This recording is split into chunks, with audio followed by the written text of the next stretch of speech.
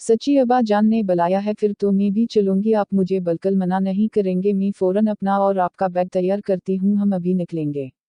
और बच्चों को फ़ोन करके बता देंगे कि आपके पुराने जानने वाले की ज़रा तबीयत ख़राब है, उनसे मिलने जा रहे हैं। सालिहा बेगम अब तेज़ हाथों के साथ बैग में कपड़े रख रही थीं।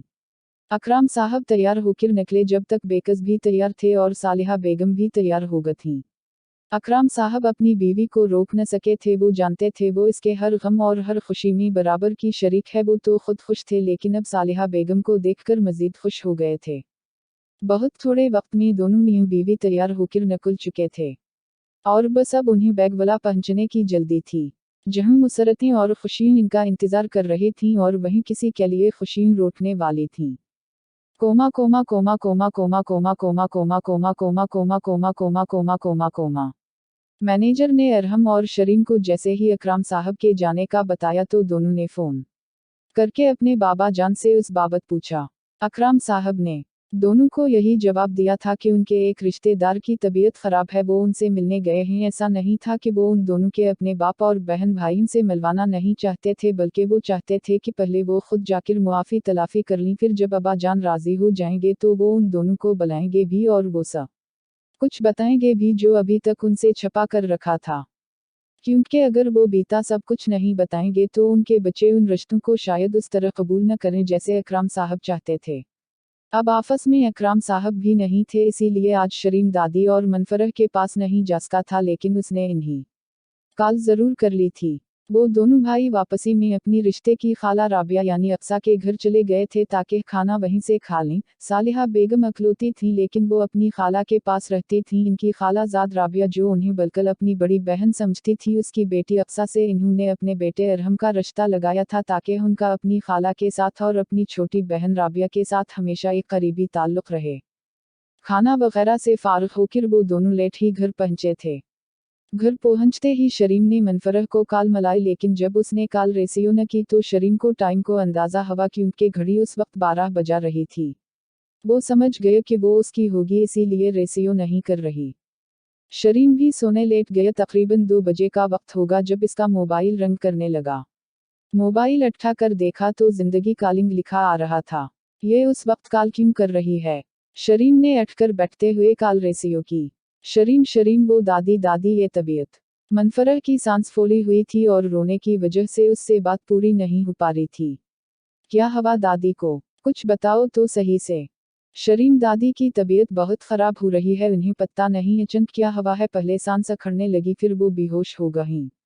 प्लीज़ तुम आ जाओ। मनफरह से बात बहुत मुश्किल से पूरी हुई थी। आंसुओं की एक लड़ी थी जो आंखों से रिमा थी। अच्छा अच्छा, मैं आ रहा हूँ, तुम परेशान मत हो, मैं बस अभी पहुंचा। शरीम ने एक हाथ से शर्ट और दूसरे हाथ से कार की चाबियां उठाते हुए कहा। तेजी से सीढ़ियां उतरने हुए वो शर्ट भी पहन रहा था।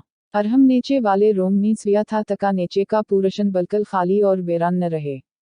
शरीम ने अरहम के रूम का दरवाज़ा नॉक किया कि अगर वो उठे होंगे तो उन्हें बता देगा, वरना बना बताए चला जाएगा, फिर वहां पहुंच के कॉल कर देगा। दरवाज़ा नॉक किया, कोई जवाब न आया तो उसने बल्कल आहिस्ता से दरवाज़ा खोल के अंदर झांका तो अरहम बेखबर सो रहा था। भैया तो सो रहे हैं, मैं ऐसे ही चला जाता हूँ। जाने से पहले वो अपना एटीएम और कुछ पैसे अलग से रखना न भूला था, क्योंकि इसे मालूम था अस्पताल में पैसों की ज़रूरत पड़ेगी और मनफरह उस वक्त इतने बौखलाए हुई होगी कि इसे कुछ भी रखना याद नहीं रहेगा।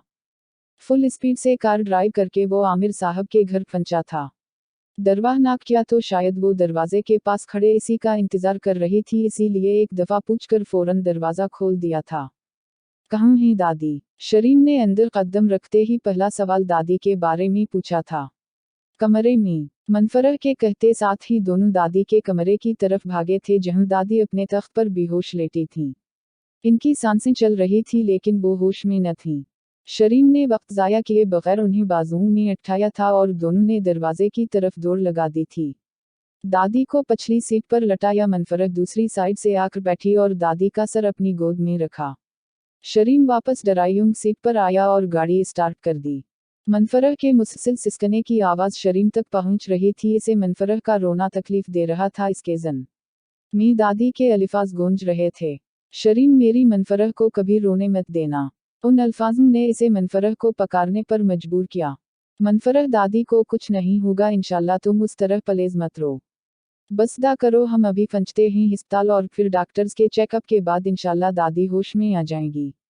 तुम पलेज रो मत। शरीम को इसके आंसू अपने दिल पर गिरते महसूस हो रहे थे। मनफरह के रोने की आवाज आना तो बंद हो गई थी लेकिन आंसू आई भी जारी थे। कुछ ही देर में वो अस्पताल पहुंच गए थे। दादी को स्ट्रेचर पर लटाया करीब खड़े वार्ड बॉय और नर्स उन्हें अंदर इमरजेंसी रूम में ले गए थे। शरीम दादी के अंदर जाते ही मनफरह के पास आया जो दीवार के साथ टेक लगाए आंसू बहाने में मिसरो थी। मुंफी प्लीज रोना बंद करो, कुछ नहीं होगा दादी को, अभी दादी होश में आ जाएंगी इंशाल्लाह। अगर दादी को कुछ हो गया तो मेरा कोई भी नहीं रहेगा शहरी में, तो बल्कि तन्हा बल्कि अकेली लावारिस हो जाऊंगी उस भरी दुनिया में। मनफरह ने सिसकते हुए इसे अपने खौफ से आगाह किया था। तुमसे किसने कहा तुम अकेली हो, तुम लावारिस हो।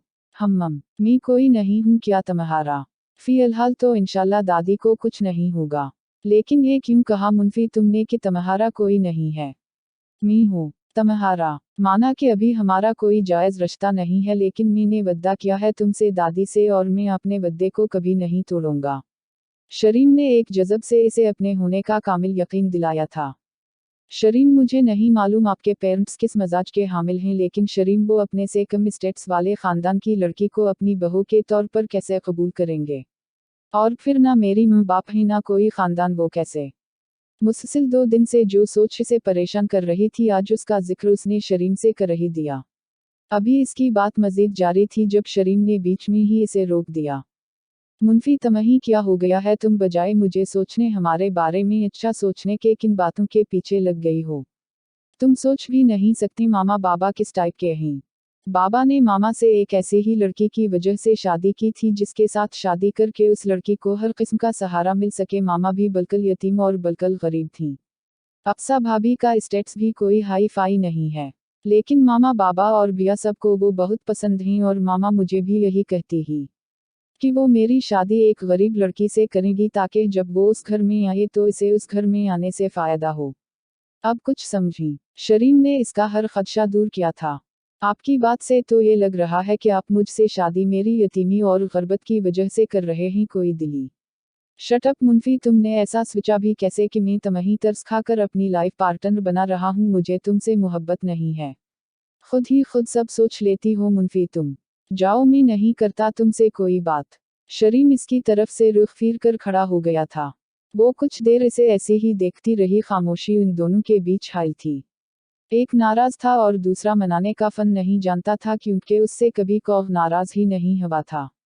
लेकिन वो शरीम को उस तरह नाराज नहीं छोड़ सकती थी। वो जानती थी वो जो कुछ कह रहा है बल्कि सच कह रहा है। अभी वो चलकर उस तरफ आ ही रही थी जिस तरफ इसके रोटे पिया ने रुख मोड़ा हुआ था कि जब इमरजेंसी रूम का दरवाजा खुला और एक नर्स बाहर आई। आपकी पेशेंट होश में आ गई हैं, अब आप उनसे मिल सकते हैं। नर्स ने मुस्करा कर आतला दी। वो इसे पकारना चाहती थी लेकिन मनफरह के कुछ बोलने से पहले ही वो अंदर की जानिब जा चुका था। मेरा जकोटा जिन गसा हो गया है, मुस्करा कर मनफरह ने खुद से कहा। मैं मना लूंगी इंशाल्लाह। दादी कैसी हैं अब आप? शरीम ने दादी के सरहाने आहिस्ता से बैठते हुए कहा। मैं ठीक हूँ मेरा बच्चा। तुम कब आए? और ये मनफरह कहाँ है? दादी की सांसें अभी पूरी तरह ठीक से नहीं आ रही थीं। अटक अटक कर बात कर रही थीं। वो बाहर बैठकर रोने में मसरूफ है। क्यों भी? तुमने इसे कुछ कहा? दादी मी ने कुछ नहीं कहा, बस आपकी तबीयत खराब की वजह से डर गई थी, रो रही थी कि अगर आपको कुछ हो गया तो मेरा क्या होगा। शरीम ने दादी का हाथ पकड़कर कहा। तभी मनफरह अंदर दाखिल हुई। दादी को देखते ही वो लपक कर दादी के पास आकर बैठी थी। दादी कैसी हैं अब आप? आपने मुझे डरा दिया। मेरी जान नकुल गई थी आपको ऐसे देखकर। मनफरह के आंसू दादी को देखकर फिर से शुरू हो चुके थे। अरे झली न हो तो। मुझे कुछ नहीं हवा, बस वो तुम सोगत ही मुझे सांस आने में मुश्किल होने लगी और मेरा इन्हेलर पत्ता नहीं कहाँ गुम हो गया था, बस इसीलिए बेहोश होगा। परेशान नहीं होते बेटा, और फिर अब तो मैं भी बिल्कुल परेशान नहीं हूँ। मुझे यकीन है अगर मुझे कुछ हो भी गया तो मेरा बेटा तुम्हें अकेला नहीं छोड़ेगा। हना शरीम, वद्दा करो आज मुझसे मेरे मरने के बाद मेरे बेटी को पूरा ख्याल रखोगे। दादी ने शरीम का हाथ अपने हाथ में लेते हुए कहा। दादी कैसी बातें कर रही हैं, कुछ नहीं होगा आप इंशाल्लाह। अभी तो आपने हमारी खुशियां भी देखनी है। शरीम ने दादी का हाथ पकड़कर उस अपने होंठों से लगाते हुए कहा। मनफरह उन सब बातों के दौरान खामोशी से आंसू बहाने में मसरूफ थी। अच्छा अब इसे तो चुप करवाएं, मुझसे तो चुप नहीं हो रही। शरीम ने दादी की तवज्जो मनफरह की जानिब करवाई। अरे मेरी बच्ची, मैं बिल्कुल ठीक हूँ, चलो अब बिल्कुल रोना बंद करो, वरना शरीम सोचेगा रोते हुए ये कितनी बुरी लगती है। दादी ने इसे हंसाने की कोशिश की थी। दादी की बात सुनकर मनफरह का रोना तो बंद हो गया था, लेकिन शरीम की हंसी छूट गई थी। शरीम के हंसने पर मनफरह ने एक नज़र उठाकर इसे देखा, लेकिन इसके देखते ही शरीम ने हंसी रोककर अपना रुख फिर किया। ये उस बात की तरफ इशारा था कि मैं अभी नाराज हूँ। चलिए अब कुछ देर पेशेंट को आराम करने दें। आराम करेंगी तो मेडिसिन का असर होगा। आप लोग बाहर चले जाएं, एक नर्स ने आखिर शाइस्ता लहजे में कहा था। दादी ने बारी बारी दोनों के माथे पर पैर किया, फिर वो दोनों वापस बाहर आ गए। शरीम उससे आगे था, वो पीछे। शरीम मोबाइल पर अरहम को मैसेज कर रहा था कि मैं एक दोस्त के साथ अस्पताल में हूँ। वो इसे मोबाइल पर मसरूफ देखकर इसके पास आकर खड़ी हो गई। अंगलियां चटखाती रही, कुछ बात न की। वो मोबाइल पर ही झका झका बोला, कुछ कहना है तो कहो। अंगलियां टूट जाएंगी और फिर तुम मेरे लिए बाद में टूटी अंगलियों के साथ काम कैसे करोगी? मुझे अपने कामों के लिए एक नौकरानी रखना पड़ेगी, फिर अगर वो मुझे पसंद आ गई तो फिर? वो नाराज रहकर भी संजीदा नहीं हुआ था। तो फिर ये कि मैंने इसकी अंगलियां भी तोड़ देनी है। मनफरह ने अंगलियां चटखाने का अमल रोककर इसे घूरते हुए कहा था। तुम मुझसे ये कहने आई थी? शरीम ने मोबाइल से अपनी नज़रें उठाकर हैरत से पूछा। कहने तो कुछ और आई थी, लेकिन आपकी नौकरानी से शादी की बात ने मेरा मूड खराब कर दिया है। जाएं, अब मैं आपसे नहीं बोलती। मनफरह ने इसे देखकर अपना रुख फेर लिया था। मनफरह तुम कितनी सेल्फिश हो, पहले तुमने इतनी गलत बात करके मुझे दुखी कर दिया, अब मुझे बजाय मनाने के खुद ही नाराज हो गए हो। शरीम ने बेचारगी से इसे देखते हुए कहा। शरीम के उस तरह कहने पर मनफरह को एहसास हुआ कि अब इसे मना ही लेना चाहिए। सॉरी ना शरीम, मेरा वो मतलब हर्ज नहीं था। बस मुझे जो खदशा था वो आपसे कि दिया था, प्लीज। सॉरी, मान जाए ना, मनफरह ने इसे कहा। आइंदा तो नहीं कहोगी ना वद्दा? शरीम ने अपना हाथ इसकी जानिब बढ़ाते हुए कहा। वद्दा? मनफरह ने अपना हाथ इसके हाथ से बस हल्का सा मस किया था। शरीम को इसकी ये अदा अच्छी लगी थी। वो मुस्करा गया था इसकी उस अदा पर। वैसे आपने मुझे सेल्फिश जो कहा है ना, ठीक नहीं कहा। मैं सेल्फिश तो नहीं हूँ शहरी। मनफरह ने आंखें छोटी करके इसे बगौर देखते हुए कहा। और कभी होना भी ना माँ पार्टनर। और मैं एक और बात सोच रहा था कि मैं बस कुछ ही दिन बाद मामा बाबा को भेज देता हूँ, बस वो जरा किसी रिश्तेदार से मिलने इस्लामाबाद गए हैं, वहाँ से आ जाएं फिर भेजता हूँ। वरना तुम्हारे दिमाग में अजीब व गरीब ख्यालात आते रहेंगे। शरीम ने अभी अभी सोचे गए अपने उस इरादे से इसे आगाह किया था। ठीक है, जैसी आपकी मर्जी, मनफरह ने मुस्करा कर कहा। वैसे जब तुम अपने जकोटा जिनको आप बोलती हो ना तो अच्छी लगती हो। अब तो नहीं बोलती मैं आपको जकोटा जिन। हम नहीं बोलती, लेकिन अब मुझे तो अच्छा लगा था ना, और मैं इसे कभी नहीं भूल सकता, बल्कि वैसे ही जैसे मैं तुम्हें नहीं भूल सकता। शरीम ने अपनी नज़रों को मनफरह पर मरकूज रखते हुए कहा। और अगर जिंदगी के किसी मोड़ पर कुछ ऐसा हुआ कि आपको मुझे भूलना पड़ा तो? वो इसकी मोहब्बत का इम्तहान ले रही थी। जिंदगी के उस मोड़ से कोई और टर्न ले लूंगा, मगर तुम्हें नहीं भूलूंगा। शरीम ने सच कहा था, कातब तकदीर ने लिखा भी ऐसा ही था। इंशाअल्लाह। मनफरह ने मुस्करा कर इसे देखा और फिर दादी के कमरे की तरफ रुख कर गई।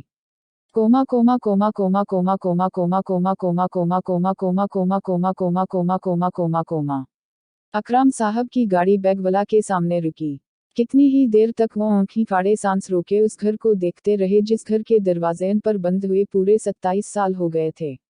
वो बहुत देर तक उस दरवाजे को यूनाई तकते रहे, फिर सालिहा बेगम ने इनके कंधे पर हाथ रखा और उन्हें आगे बढ़ने का कज़। अकराम साहब ने घंटी पर हाथ रेखा। स्पीकर से आवाज आई, कौन? किसी बच्ची की आवाज थी। चलो अच्छा है कोई बच्ची थी, कोई बड़ा होता तो उनसे बताया न जाता कि कौन है। बेटा मैं हूँ कामे, मेरा मतलब अकराम। उन्हें नहीं मालूम था वो बच्ची किसकी है, अगर मालूम होता तो वो उस बच्ची की निस्बत से अपना रिश्ता बता देते।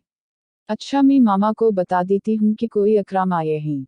इसके दिल को ठेस पहुंची थी कि उस घर कर बच्चे इसे नहीं जानते थे, बल्कि वैसे ही जैसे इनके अपने बच्चे उन्हें नहीं जानते थे। इसे लगा कि बच्चों के दरमियान उस फासले को खत्म करने में अरसा भी लगेगा और शायद ये काम मुश्किल भी होगा। बहरहाल अभी वो अपनी इन्हीं सोचों में घिरा था जब दरवाज़ा खुला और अंदर से निकलने वाले शख्स ने तेज़ी से आगे बढ़ के अकरम साहब को गले लगाया था। कैसा है मेरा भाई, मेरा यार कामे? अजहर ने अकरम साहब को खुद में भेजते हुए पूछा। कल तक ठीक नहीं था लेकिन आज तो बलकर ठीक हूँ। बलकर ठीक? अकरम साहब ने अजहर के गले से अलग होते हुए बहुत खुशी से बताया था।